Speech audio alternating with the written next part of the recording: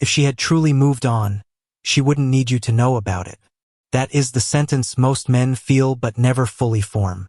Because the photo lands, and the caption lands, and the new social presence lands, and something in him responds to all of it with a mixture of pain and confusion that he cannot cleanly separate.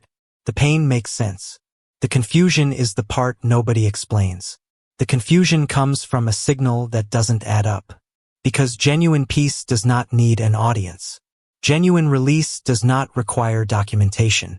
A woman who has actually moved on does not arrange the evidence of her moving on and point it in a specific direction. She simply lives. The posts become ordinary. The content stops carrying a charge. But he knows the difference, feels it before he can name it because this content has a charge. There is something deliberate in it. Something constructed. The smile in the photo is slightly too composed. The caption is slightly too unbothered. The timing is slightly too precise. She didn't post for the world. She posted for him. Picture a man at 11 p.m., phone lit, looking at a photo she's just uploaded. She's out. She looks genuinely happy, or looks exactly like someone who needs to appear genuinely happy. He cannot tell the difference. And the not being able to tell is the thing that costs him the most, because it keeps him inside the question when he should already have left it behind. A woman who has truly moved on doesn't produce that feeling. A woman still in the dynamic produces exactly that feeling.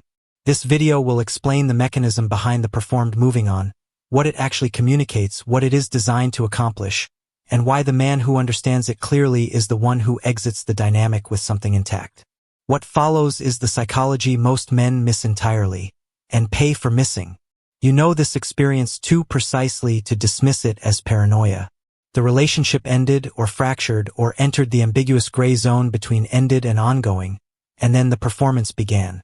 The social media activity increased in visibility rather than decreased. The posts became more carefully curated. The happiness on display was more total than anything he witnessed during the relationship itself.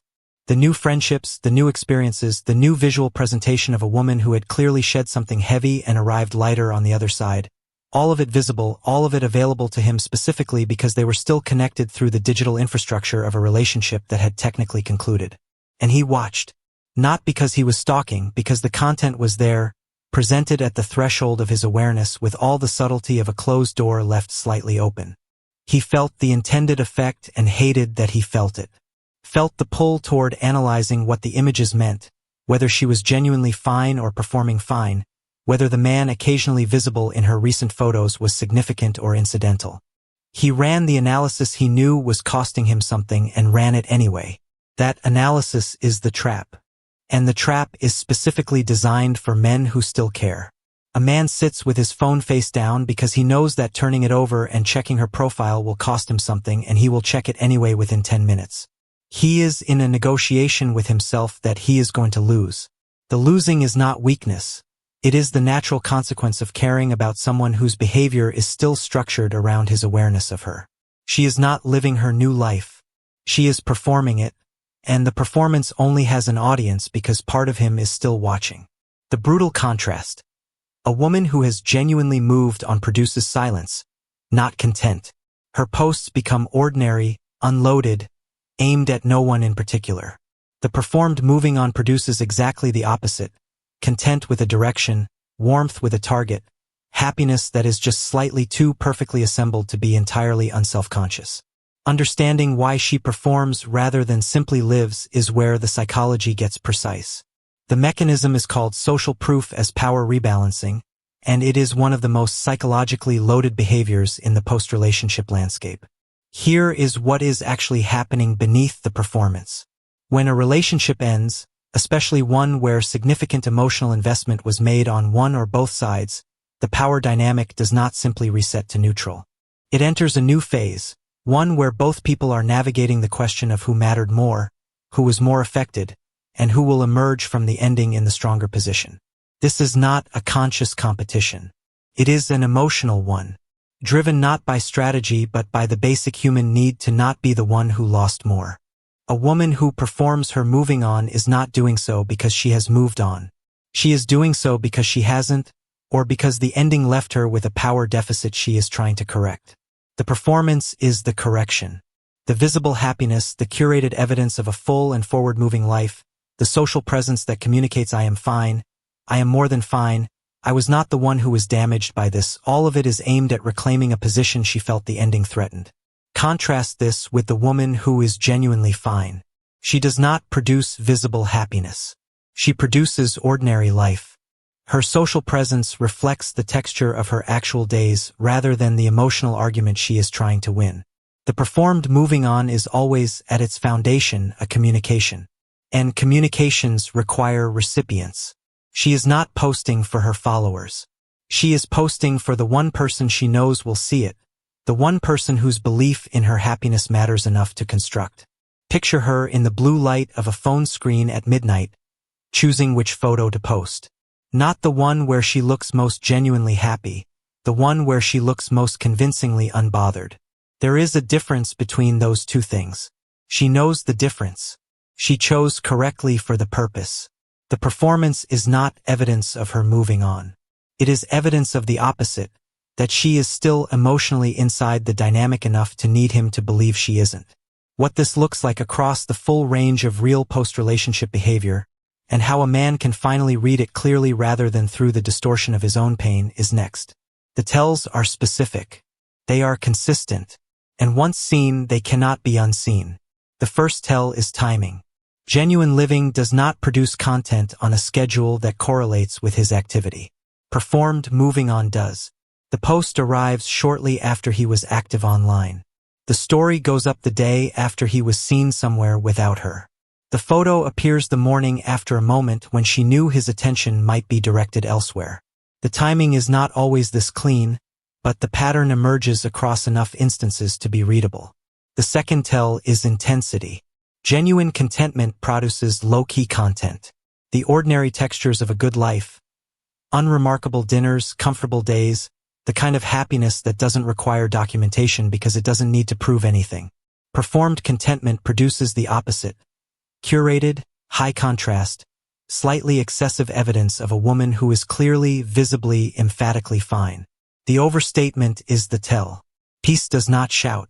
The third tell is the slight directedness of certain content. A casual post has no orientation. It is made for the wall, for the air, for whoever happens to pass. A directed post has a quality of being aimed. There is something in the framing, the caption, the choice of what to include and what to omit that carries a specific message for a specific reader. He feels it when it lands. That feeling is not paranoia. It shows up in her mutual social connections, the way she becomes slightly more visible through networks they share, slightly more present in spaces where she knows information about her circulates back toward him. Not dramatically, with the precision of someone who understands exactly how much visibility to generate to produce the desired effect without appearing to try. The reframe. She is not moving on in front of him. She is moving on at him. Those are completely different psychological operations. One is the natural evidence of a woman living her life. The other is a power move dressed in the language of liberation. And the distinction matters not because it changes what happened between them, but because it changes whether he is actually receiving accurate information about where she is emotionally. He is not. She is not fine. She is fighting a war she won't acknowledge is happening using the only ammunition available to her. The performance of a peace she hasn't reached. What this means about the actual state of her emotions, and what a man should and should not do with that information, is the deepest section of this video. Here is the full psychological truth, and it cuts in a direction that is uncomfortable regardless of which side of the dynamic you are on. A woman who performs her moving on is not manipulating in the calculating sense. She is not running a conscious strategy designed to wound or recapture. What she is doing is responding, from a place of real emotional unsettledness, to the primal human need to not be seen as the one who was broken by the ending. To not be perceived, by him, by the world, by herself, as the person who wanted more, gave more, needed more, and was left with more damage. The performance is defense. It is the emotional equivalent of leaving a room with your head high when your chest is still breaking. It is not dishonest in the way deception is dishonest. It is dishonest in the way that all human performance is dishonest, the gap between what is being shown and what is actually being felt. Here is the line that will fracture the comments, but which holds under scrutiny. A woman who needs you to believe she has moved on has not moved on. A woman who has actually moved on does not require your belief in it. That statement is simple and it is absolute.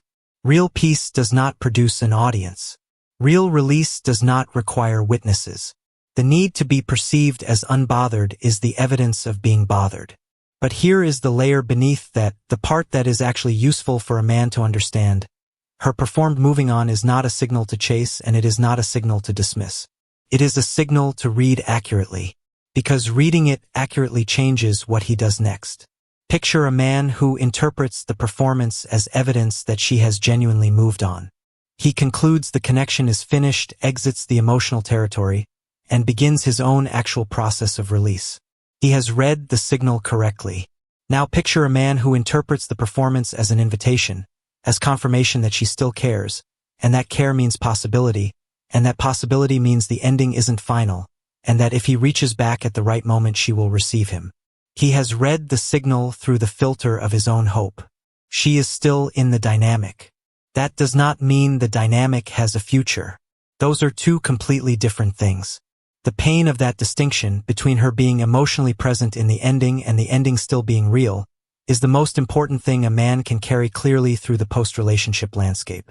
What he does with that clarity is the beginning of the shift. The shift is in what he decides to do with accurate information.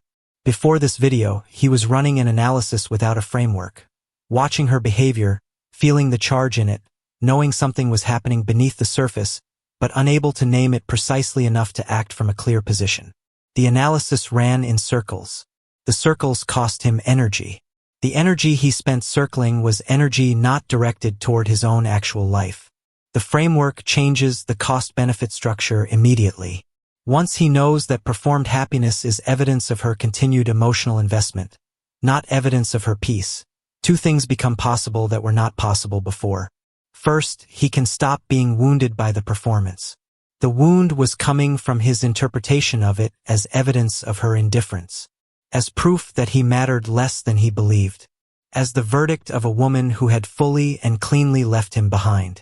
When he understands the performance for what it actually is, a woman still in the emotional landscape of the relationship, still needing the ending to look a particular way, the wound loses most of its force. Her performance was never about her freedom. It was always about her unfinished feelings. And unfinished feelings are not indifference. Second, he can stop being pulled by it.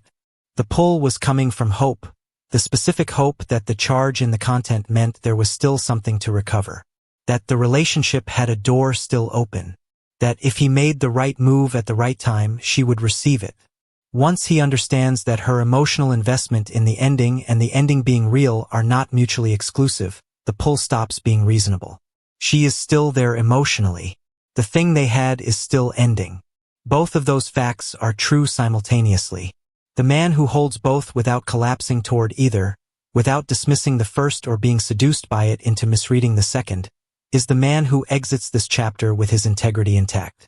If this is landing in a place you recognize, stay with it, because what follows is where the understanding becomes a decision. The warning is this: the performed moving on is a trap with two exits, and both of them lead to the same wound if a man doesn't navigate them with clarity. The first exit is chasing. He reads her continued emotional investment, the charge in the content, the timing, the directedness as an invitation. He reaches out. He re-enters the dynamic believing that her unfinished feelings constitute an open door. She receives his reaching, not necessarily warmly, because the performance was not designed to attract him back. It was designed to restore her position of power. His chasing confirms the restoration. The dynamic resumes, but not on terms that serve him. The second exit is obsessing. He does not reach out, but he does not leave either. He stays in the analysis, watching the content, tracking the signals, interpreting and reinterpreting her behavior for evidence of where she actually is. He is emotionally present in a relationship that is functionally over, participating in a dynamic that costs him real psychological resources while producing nothing of value. The trap is not the performance. The trap is his continued attention to it. Every view, every analysis, every emotional response he generates, That is the response the performance was built to produce. Picture a man who has been watching her social media for 6 weeks post-breakup. He has not reached out. He has also not moved. He is in a suspension, neither inside the relationship nor outside it, neither healing nor choosing. He is attending the performance. And the performance cannot end while he is still in the audience. The lesson is simple and requires no strategy. The only way to disarm the performance is to remove the audience. Not with drama, not with a gesture she will notice, not with a public departure designed to mirror her performance back at her. With the quiet, private, internal act of redirecting his attention toward his own life. That redirection is not indifference to her. It is the recovery of his own interior. And the recovery of his own interior is the only thing with the power to make the next chapter genuinely different. This is the full picture assembled, and it asks one honest question of the man receiving it. She performed her moving on because she had not moved on. That is not a reason to stay. That is not a reason to reach. It is simply accurate information about where she is emotionally, information that he was never meant to read correctly, because reading it correctly removes his function in the dynamic. His function, as long as he is watching, is to confirm that the performance worked. That she appears unbothered. That the ending looks the way she needed it to look. The moment he stops watching, genuinely, internally, not performatively, that function disappears. The performance continues but has no target. And a performance without a target eventually loses the energy required to sustain it. She cannot perform her piece at a man who has already, quietly, found his own. That is the power he holds in this moment. Not the power of a dramatic exit, not the power of a counterperformance, not the power of making her aware that he saw through it. The quietest and most complete power available. The decision to invest his attention in his own actual life rather than in the analysis of her constructed one. If this channel has been delivering clarity that reaches beneath the comfortable narrative, that names what is actually happening in the dynamics most men navigate without a framework, subscribe. This work continues, and there is more of this precision coming. If you know a man currently in the audience of this performance, watching, analyzing, held in place by the charge in her content while his own life moves around him without him, share this with him. He does not need encouragement to chase. He needs clarity about what he is actually watching. Leave a comment with this. What was the moment you realized the moving on you were witnessing was being performed specifically for you, and what did you do with that realization? Because that moment, named honestly, without the defense of pretending you didn't notice, is where every man either exits the dynamic or consents to remain inside it. You were never watching her move on. You were watching her need you to believe she had.